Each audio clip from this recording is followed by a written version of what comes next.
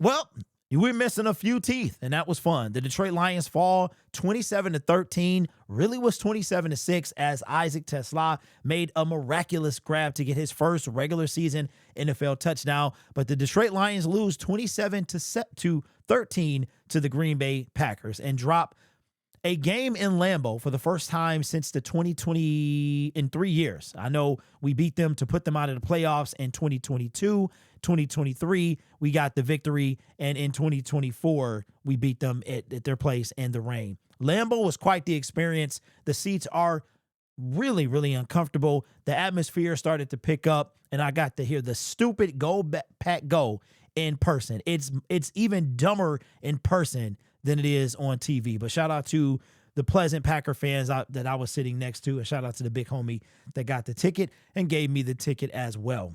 So you guys know that how I've been feeling, right? And we're in a different, like, this game was weird. It had a different vibe to it. The aftermath of this game is something that I haven't seen since 2022 when we started 1-6. That's what this feels like. This feels like that type of area. And it's weird because I think that the Detroit Lions fan base needed as much as a smack in the face and to get kicked in the teeth as the team needed. Sometimes you get a little comfortable. You can get a little arrogant, a little haughty, right? And you think you should win a game, or you think you should have this or that, and then you get your teeth kicked in. And that's what happened with the Detroit Lions. I might not bring that same energy today. I'm extremely tired, still kind of trying to catch up from the trip. Essentially was gone for 24 hours, and I drove for 15 of those. That is not fun at all. But the Detroit Lions got some work to do, and they don't have a lot of time to do it. I'm going to tell you something that I don't know how many podcasters are telling you. The Detroit Lions are in a must-win game. We've talked about this before. We've won the last, 2 season openers for sure. I can't remember back in 2022. Nope, we did not win that game. No, we won the next game. That's when we lost to somebody. Then we beat the Commanders in week 2, and then we dropped 6 in a row after that, right? Yes. So this was the first time in a few years that we dropped the home opener. So we talked about, I think week 2 is critical every single year. But in this case, statistically, we are in a must-win game. The Detroit Lions could drop to 0-3 if they mess up against the Bears, and we've got to play Lamar Jackson in week 3. We got to turn around. We got an absolutely brutal schedule. We go from Lamar Jackson to, can't remember who it is after that. Then it's Joe Burrow, and then it is the Tampa Bay Buccaneers. So, I mean, real talk. These games, we could be something crazy like it can get bad. I don't want to go down that road, but it can get bad in a hurry, right? Because we've got the Chicago Bears, then we have the Baltimore Ravens, then we have the Tampa Bay Buccaneers, then we have the Cincinnati Bengals, and then then we're off. Then it's the Tampa Bay Buccaneers, then we're off or something like that. I can't remember, but that's still the drive brain. But it can get real bad in a hurry.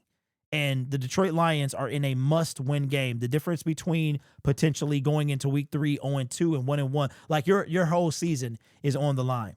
Now, I know a lot of people had problems with John Morton.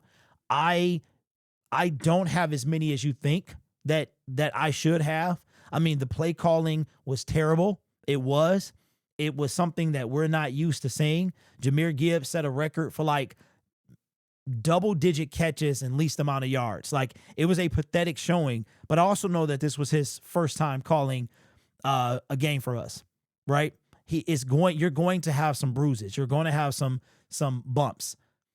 But I understand everybody's frustration. In 2023, we had the number 3 offense. In 2024, we had the number 1 offense. And I don't think our offense was terrible in 2022, right? It's always been the defense that had to catch up with the offense.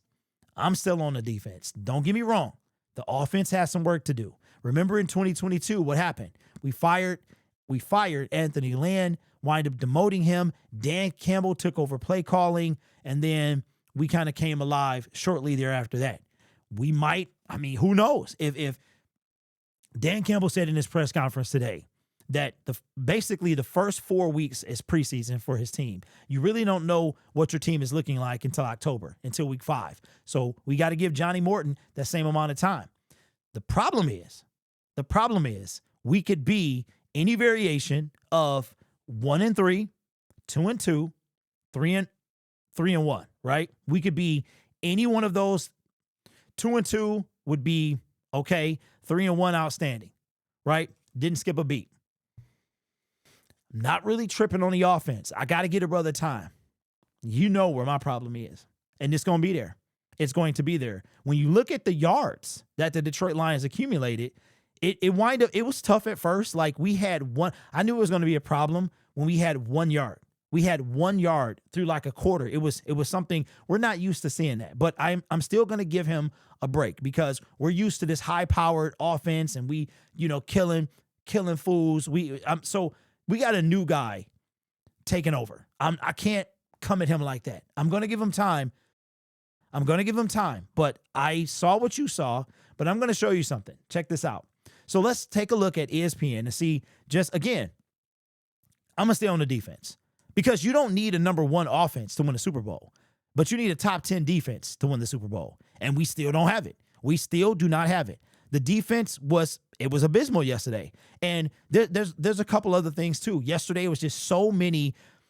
Okay, if you tighten up, just like for instance, let's go back. In 2022, you guys might not remember this because you don't talk about the team every day. You don't get up every single day wanting to know something about like every little nuanced detail about the Detroit Lions. In 2022, the year that we started 1-6, the defense of the Detroit Lions was trending historically bad.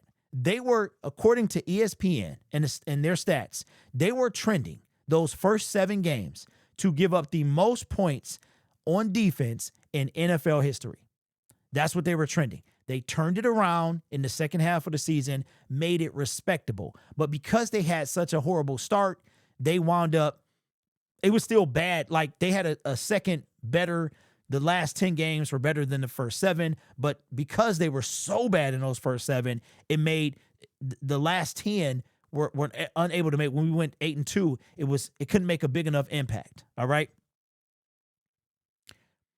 The defense, you had just dumped Brian Branch throwing helmets. Soon as the helmet left his hand, I was like, where's the flag? Right. I don't know what's going on, but they got to get it together. They have to get it. You can't do stuff like that. Right. Everybody looked like the whole team. They just looked out of it. They looked out of it kind of like how I feel right now. I just feel out of it. I don't know if I'm up or asleep or is the room spinning? I have no idea. Right. That's where my energy is now. I'm trying to keep my head up to make this video. So, but I'm going to show you it, right? The offense has work to do. There's no doubt about that. Did you think that we were going to have a new OC come in and it would be great? And when I talk about the defense, I'm not talking about Calvin Shepard in particular. He's also going to have growing pains. I'm talking about personnel. And I got something as well that I was sent to that we're going to have, like, we're going to have to have a serious conversation about the lack of properly addressing the pass rush. It's been undeniable. And shout out to Spirit of Detroit podcast, because when you're at the game, you don't get to see what y'all get to see. And he sent me a clip of Hutch making a business decision. He has to get over the mental aspect, which is of his injury. And I can imagine how hard that is for him. You go from full impact, a devastating injury, and you're supposed to get right there, right? You're supposed to come right back, but you can see it. You can see it. But this is the guy that Brad was saying, like, did we account for this when we decided that we were good without Zadarius Smith? Did we account for the mental hurdle that every player has to get over when they're injured? They say that's the worst part, and I believe them. Your body will do the work. You can help it do the work. But your mentality, man, you just got to get over the fear, right? And Aiden was making, but he's still all we have. He really is. So my thing is on the defense and the personnel, right? Again, from what I saw, you had 2 plays into the game. Reed had a penalty. Like, it was crazy. It was just, yesterday was a bad look, but it was a much needed kick in the teeth. All right, let's take a look. And you're going to see, man, Detroit Lions, check this out. This junk is crazy. We had 16 first downs. They only had 14. We had, even though they were dink dunk, we had 13 from passing. They had 8. You're going to notice a pattern here. They had 2 first downs from penalties. We had 1. We had 2 rushing first downs. They had 4. Third down efficiency. We went 33%. We were in third down 15 at a time.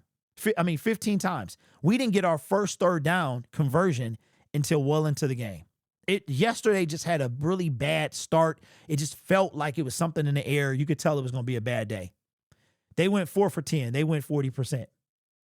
Fourth down, we went, that's crazy, man. We went 3 out of 4, 75%. They went 1 for 1.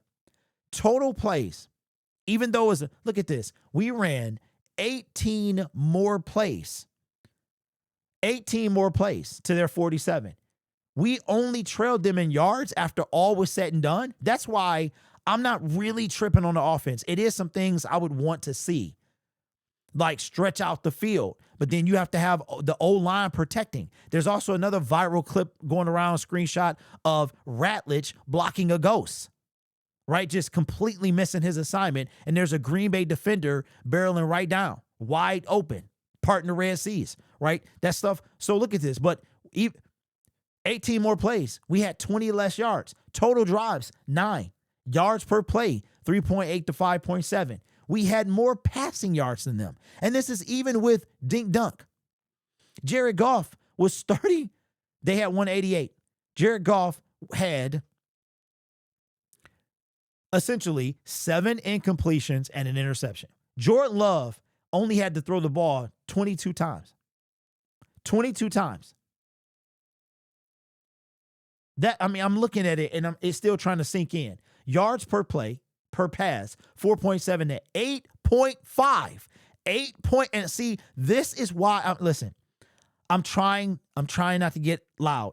They almost doubled us. How do you have this much? Right? You have no pass rush at all. No pass rush at all. The middle of the field, wide open. You got Jack Campbell, who I'm sorry, is not the best cover linebacker. Okay? And as far as he can't keep up with people. Interceptions thrown, Jared Goff. You'll put that all on him. He did not see the defender. We were sacked 4 times. So you want to know what the problem was? Even with the dink and dunk, even with the abysmal play calling yesterday, look at what we had. We had 12 more passing yards. We had 20 less total yards. We had 18 more plays. So the opportunity was there. Dan Campbell said there were 5 explosive plays. So that means 5 plays over 20 yards or more. And the majority of them, or they all came in the first half. If you cannot get to the quarterback, you cannot win games. That's just the bottom line, which is why I am not tripping on either Kelvin Shepard or John Morton. They are first time doing their jobs, period. And they had him yesterday. Do they have work to do? Yes. I am talking about personnel. Davenport and Hutch are in coverage. Why are you putting a defensive end in coverage when their job is to rush the passer? You already got a guy who can't even stay healthy. And I wanted to bring this up to y'all yesterday, but I was just too tired to make a video when I got home. Davenport's best season from a games played standpoint, you want to know how many sacks he had? Half of 1 sack. So the games that he played, the season he played the most games, which was 15, he had half a sack. And from what I saw yesterday, I could see that happening again.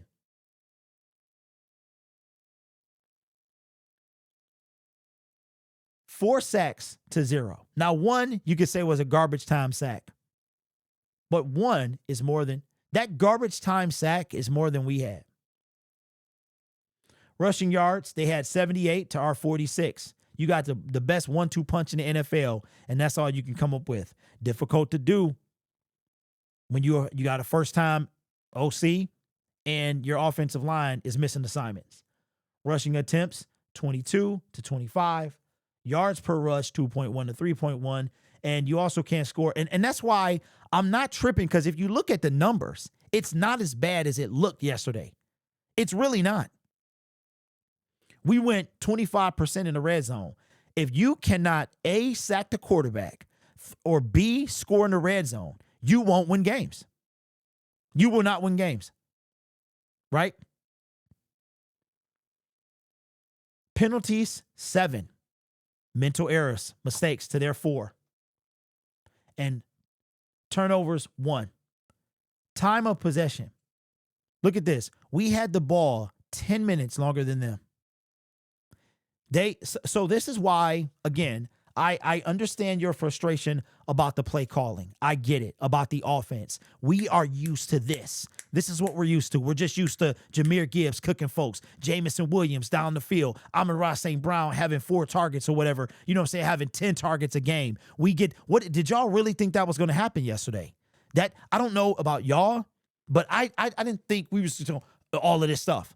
Right? As far as people doing stuff in camp, even Terrion got cooked 2 plays. He looked great in camp. He did. Camp is camp. He looked great he looked like he was going to be locking fools down. And he made a great play. Then he got cooked twice in a row. Right? And now he has a growing injury, which doesn't seem to be that bad. But let's look again. Let's just look real, and let's look at these numbers. Let's look at the numbers. We had more TOP. We lost the turnover battle, but it was like, look at this. More penalties. Same amount of yards, more penalties. The interception was critical. It was critical. It happens, man. It happens. Cannot score in the red zone. Cannot run the ball. Jared Goff. So 39 plays. It was almost like, I don't understand. Maybe he didn't trust the line, because all they did, and it was like they didn't want to open up the field, right? But you can't win games if you can't sack the quarterback. So go look for yourself. I get it. The offense did not look good yesterday. They looked out of sync. They looked horrible. But if you look at the numbers, Jared Goff, 39 times. He completed 31 of his passes. 10 of them, went to Jahmyr Gibbs.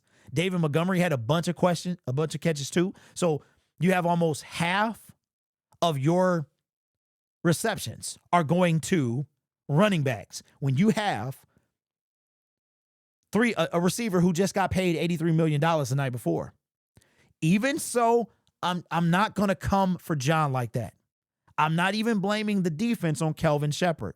Everybody has to learn their job. The situation is, in the NFL, you don't got time. You don't have time for mistakes. You got to learn. You don't have time to develop. You don't have time to mess up. Because if you do, you're 0-2 and you don't make the playoffs. The Cincinnati Bengals, for everything that they are, started 0-3 yesterday. They missed the playoffs by 1 game. We started 1-6 in 2022. We missed the playoffs by a half a game. If we would have beat the Seattle Seahawks in week 2 or whatever it was, we go to the playoffs. The NFL, you have no time to mess up. My main concern, don't get me wrong, I am concerned about the offense. I am concerned about the defense. I am concerned about this team gelling and running, because we have an absolutely brutal schedule. And for everybody that goes, well, we did this in 2022, or we did this last year. Yesterday's price ain't today's price. When we started 1-6, we had a different team, but we also had a different schedule. We weren't playing first place teams, right? My main concern is what it's been for the past 3 years, getting to the quarterback. The Detroit Lions were one of 3 teams. 3 teams. There are 32 teams in the National Football League, and only 3 of them did not record a sack. One of them is the Detroit Lions. One of them is the Super Bowl champion, which is why they went out and got Zadarius Smith. But Dan said, we're good. And Brad is in the corner somewhere hiding. He don't have to see anybody until the trade deadline. Am I concerned about the offense?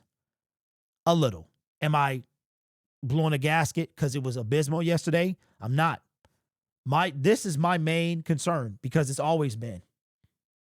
See, the offense, you're not going to win if you can't stop anybody. This is my main concern because the bottom line, individuals, ladies and gentlemen, is defense wins championships. Offense scores points. Defense wins championships. That's just the bottom line. The defense has time to mesh as well. But one thing that has to change is this here. Out of 32 teams, 3 of them did not record a sack in week 1. Let me know what you think down in the comments below. This channel is made possible by viewers, subscribers, and members just like you. It's because of your support I get to do what I do. You could be anywhere else on YouTube, but you choose to rock with me. We are in a must-win game in week 2. It seems like every single week we're saying that. Must-win game. 1-1 means the difference between 1-1 and 0-2 is literally your entire NFL season. And let's not take the Bears lightly. They almost beat us last year with Zadarius Smith. We didn't have Hutch. We also didn't have Davenport. So we'll see. Anyway, you guys are awesome. Take care of yourself and each other. And as always, go Lions. I still can't rest, man. I got still a ton of stuff to do. But anyway, that's it.